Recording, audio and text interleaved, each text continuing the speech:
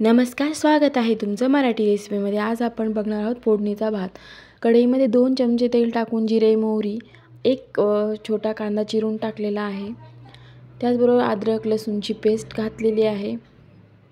हा भात जो आहे रात्रीचा उरलेला त्याला मी मोकळा करून घेते कुस्करून।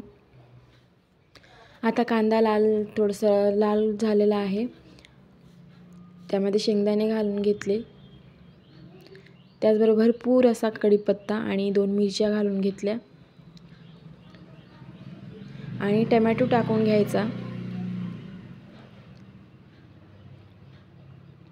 आणि 2 चमचे लाल तिखट छान असं परतून घ्यायचा आणि भात आपला टाकून द्यायचा।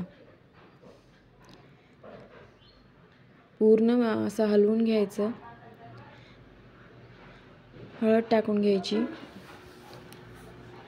थोडंसं मीठ टाकून एक वाफ काढून घ्यायची। तयार आहे आपला फोडणीचा भात।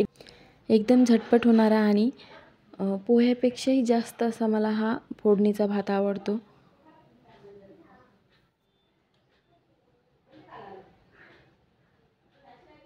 तर गरमागरम फोडणीचा भात तयार आहे। व्हिडिओ आवडला असल्यास लाईक, शेअर, सबस्क्राईब करायला विसरू नका। धन्यवाद।